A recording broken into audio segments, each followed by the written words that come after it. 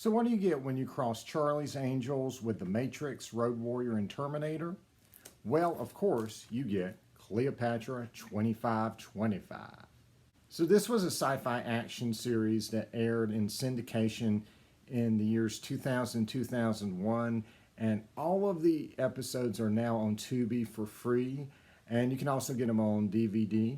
So the thing that made the first season unique was that it was half-hour long episodes, which was highly unusual. You know, every other action show that aired in the afternoons was an hour long.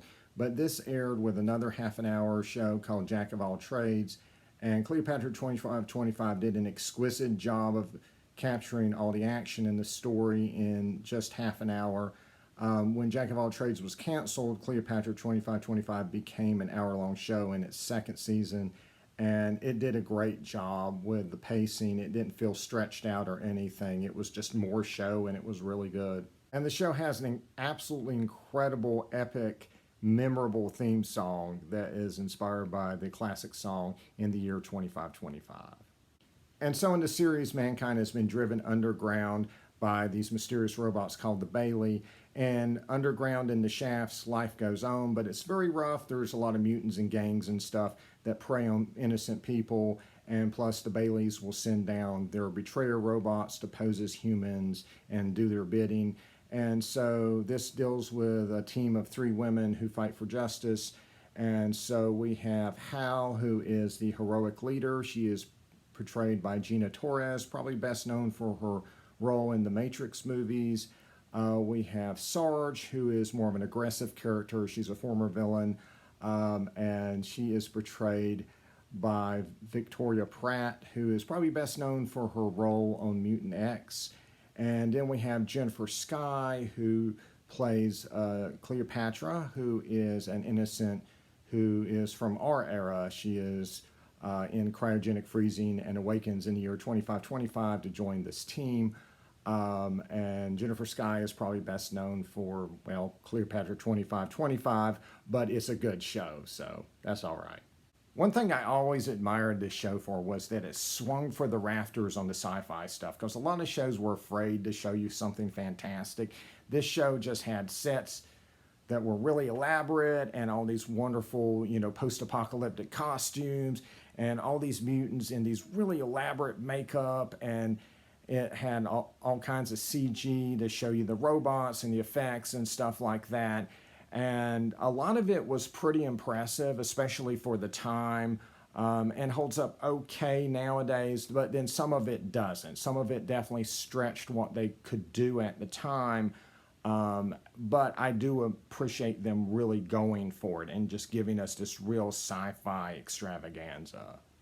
While it does deal with some darker post-apocalyptic themes, this is not The Walking Dead or something like that. This actually has kind of a lighter tone to it. People are kind of used to the way the world is, and so the main heroes, they'll go out, they'll kick ass, but then at the end of the day, they'll go clubbing, and Sarge will try to pick up a guy. You know, life goes on. Women are still women in the year 2525, right? And it is able to have a lighter tone with a lot of humor in it without becoming some kind of campy joke. It does know when to be serious and when to stop making the jokes, and I think that really gives it a sense of drama and stakes and really makes you care about the characters. And like other weekend action shows of the time, this is a sexy show. The women wear outfits that show off their physiques, but so do the guys. It's just all meant in a sense of fun.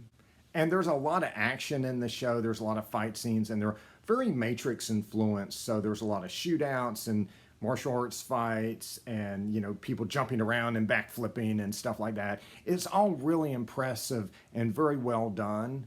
But at no point does it overwhelm the story. There's always a good, interesting science fiction story in every episode, and it deals with all kinds of science fiction tropes, from virtual reality to artificial intelligence. And, you know, oftentimes they're very interesting. They have a lot of plot twists, and they're able to actually develop the main heroes, and we learn about each of their pasts.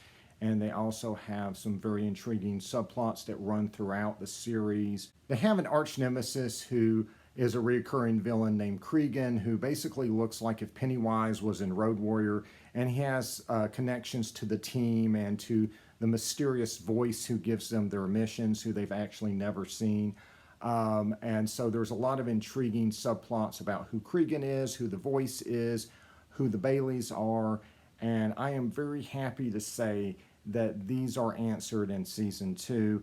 It is a short season. Season 2 is only 6 episodes, which is very unusual. I'm not sure what happened there, but they do actually wrap it up in that final episode and give you the answers to all the very intriguing questions that you had the entire series. The final episode is clearly not the ending they wanted to give the series, but it was a good one. But I would have loved to have seen them go for more seasons so they could have fleshed out all that stuff that they had to drop on us in only that last hour, right?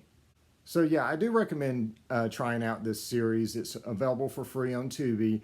I loved watching them originally when I was younger, and I loved rewatching them again after 20 some years.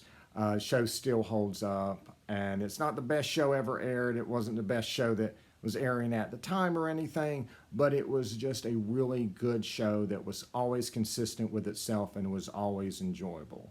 All right, that's all my thoughts. I wish I could have shown you guys some footage from the show, but unfortunately I think Tubi must have changed its anti-piracy protection or something, because I just couldn't capture any footage from it. But again, it's pretty easy to look up, since it's a free app and a free website. So anyway, check out Cleopatra 2525, like and subscribe for more videos, and until next time, I'll see you.